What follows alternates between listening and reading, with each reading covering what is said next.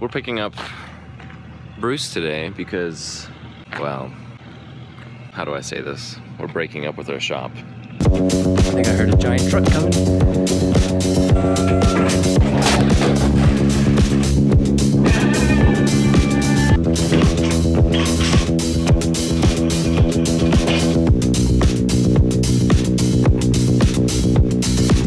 It's time to do the happy dance. This is 980 pounds, also known as 120 cubic feet of Volvo parts. Oh, I'm so excited to get into it. All right, check out this fat invoice. Oh man, that's a lot of pages. Look at that. Check out some of these parts. Oh, I'm gonna make a whole video just getting into it, but you know, replacement bottom piece, nice and oiled. Oh, it's beautiful. Original casting. I love that. Check this out, the wiring harness for the B18, B20, 123 GT. Comes with grommets and everything inside. That's just lovely. Oh, look at these. A lot of concern with things made in Asia is that it won't be the same caliber, the same gauge, same thickness of metal, but look at that. That is, for these it's perfect. For the, the bumpers, I hear that those are a lot thinner, so you don't want to get into that. Replacement upgrade headlights. These have the H4 on the back side here so that you can actually replace the bulb without having to replace the whole lens, and it's a bit cheaper that way too. So that is just an inkling of all the wonderful things that we received in this order today. Oh, here's genuine Volvo vent window seals. Yes. Now, yeah, Volvo makes a lot of parts still, but some of them they don't, so we have to basically rely on things like third-party suppliers sometimes to get these. But look at that, door lock seals. Rubber buttons, all genuine Volvo. Not this one. So it's kind of a half and half, it would appear. Oh, these are the top hatch seals, made in Poland. That's where Volvo's making these now. Before I get too overwhelmed and too much into a mess of parts that I need to go through this inventory, I need to go through this entire list here and just one at a time figure out what survived, what didn't. I'm hopeful. You know, my mother and I were both very impressed with the packaging, so VP Autoparts already exceeding expectations, and I'm super excited. So I'll see you soon. Oh, just to give you an idea of how much time this is taking, I spent an hour and I got just about that many. They're all little parts, but it's like that many little parts in one beer to do all this in an hour, and I barely made a dent in it. Whew. It's gonna be a couple days. Back at it again, it's another day. It's the 3rd of July, and I'm getting into some exciting things now. We have the new style lenses, brand new. I mean, I should say later style. And in the early years, right here, where they're all clear. Oh, lovely. Look at that. Original stickers for the SU carburetors. We've got gasket kits. Oh, transmission. Genuine Volvo, made in Taiwan, these little guys, the stainless steel ones. Actually, all the stainless steel from this car is coming from Taiwan, it looks like. And then there's these little letters. This is gold set for the early years, of course, before 1967, 66, something like that. New lenses as well for the dome light. Oh, these guys are lovely. Oh, look at that. Yep, I'm wearing a green thing on my head. Made in Taiwan as well. And then these stainless steel bits here, also made in Taiwan. So this is fun. It's just taking hours upon hours to get all these things checked in and make sure everything on this 20-page list is crossed off. You know, it's impossible to have everything, so they have most things. They have like 90%, maybe 95% of things. And I love this company.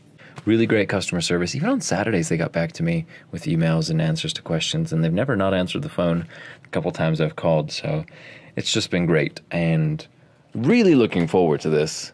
Oh, the only thing I need now is just time. Don't we all, right? What a pleasant surprise. The fan squirrel cage, or whatever they call it, it's metal! That means it's never going to break on us again, because plastic gets hot and cold, and it gets brittle, and it breaks. So, wow, that is hefty.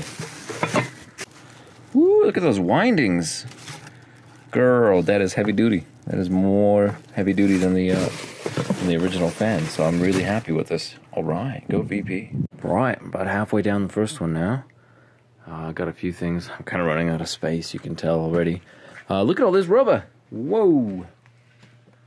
And then we got all of our gasket kits here, you know, oil pan, things like that. Oh, that's a headliner. That'd be for the wagon. And then more genuine Volvo parts underneath. Hey, almost finished with that first box. I'm at the bottom. I've got the pistons here. 30 thousandths over with rings. Both these engines, I'm going to make a separate video on what is going to be going on internally and the upgrades we're making to them. We have two B20s. They're going to have almost identical builds. The carburetors are the big difference on them. So that'll be a lot of fun to compare the performance of the two. Definitely want to put them up on a dyno before I leave town, because I know we have one right here, right by where I live. Inside this first box here, I have filled it back up with parts that I won't need right away, so at least I'll have some space, and I'm making use of the crate. And here we have our fenders, and the best part is it's the same quality gauge of steel, and here's that front nose piece as well.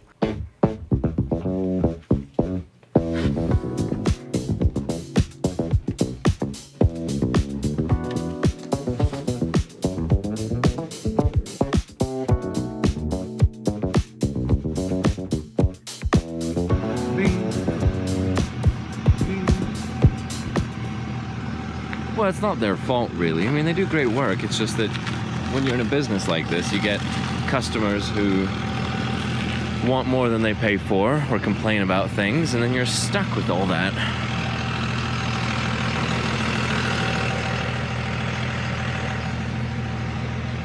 Bruce has been sitting outside getting rained on for a minute, so we gotta make sure.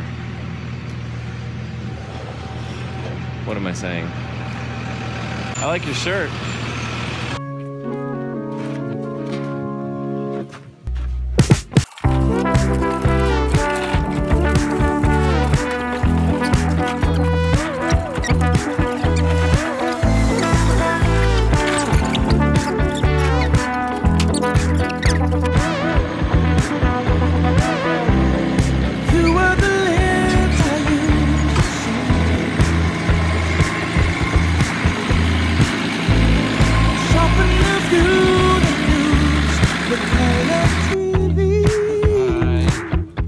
So happy at this new shop. I love these guys, and I love the work they do.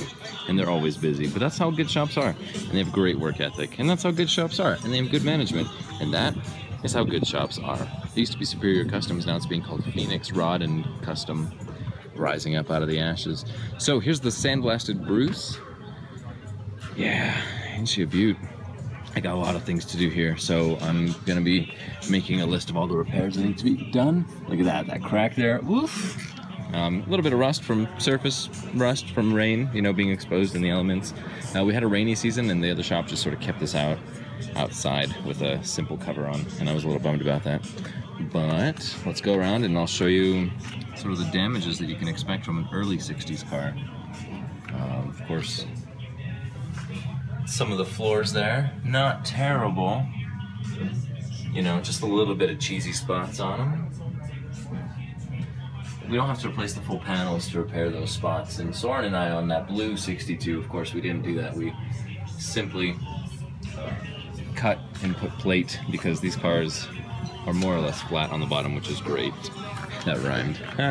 The rear window's got a little bit of rotting here on the one corner. The rest of it looks great all along that channel. These are some of the, what is it, brazing spots where they use the brass. Although I don't think brass would rust, so maybe I'm mistaken there. Check out that front channel. Beautiful, beautiful, all around.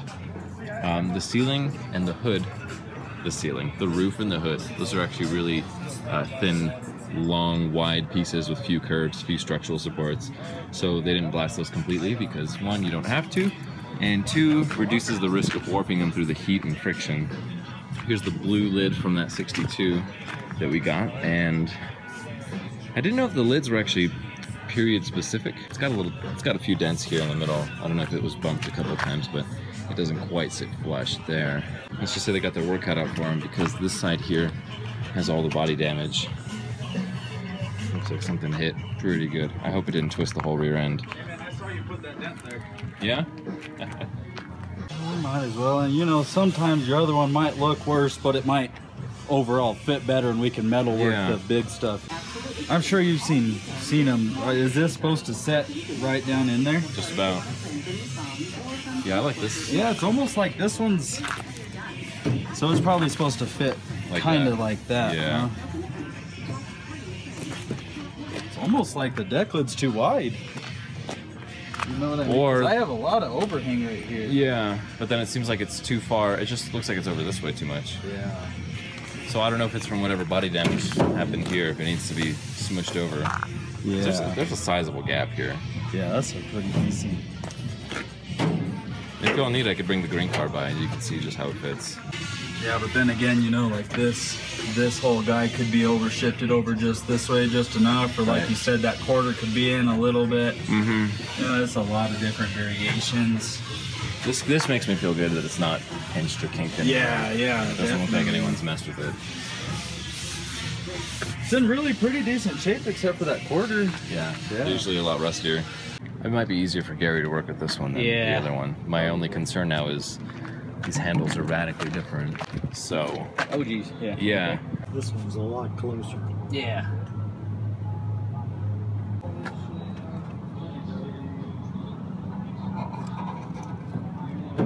One week later. Would you look at that? They've already done it. It's amazing. You guys, this is how a good shop does it. They surprise you. You tell them, hey, I need this boot lid back for the other car, and they do it. I brought clips today. I brought paint, the gray beige, number 65. This is for the two-tone, basically the top half of the car. It's gonna be lovely. And I just got back from a 3-week trip to California, so hopefully something good. Nice. They got most of the metal work on the fenders done, the bottoms of the fenders patched, the cowl over here you patched up. Oh yeah, that was a weird spot. That looks He's great. got a little bit to do there, and then he's got all the interior about cleaned back up off all that rusty around. Yeah. Assess what all really needs to be replaced in the floor over here now. Yeah. But then he got these patches, you know, all rebuilt. He had to rebuild the inners on both of them too because they were pretty rotten. Okay, friends and family, we got all the head bolts loose, and it's time to pull this head off. I'm so excited because it looks so good and everything came apart so nicely. Lift. Oh, sit down gently. Well, looks about as good as you can expect. I've really missed making videos because it's so entertaining to talk to myself. On camera, of course. So I'm sort of talking to you in the future. You know why you should change your oil frequently? Because it makes your mechanic mad when you don't, because he's got to go through all these gloves. And they ain't cheap. They are. Also, it just makes for a huge mess. This was probably the gunkiest, ugliest B20 I've seen, and I've only seen about 4. So there's the gross stuff in all the oil passages and all this buildup inside of the crankcase, and it's a good thing I'm rebuilding this one versus the other one. Look at that. If you don't change your coolant or your water pump, it gets jelly. So, pretty inefficient way of cooling your engine, actually. It's always bothered me that those holes get partially covered by these head gaskets, so I'm not sure what's going on there, if it's intentional or not. I don't think so, but I can't be sure. So, oh, that's a lot of work before breakfast, so time to eat. Some hen's teeth showed up today.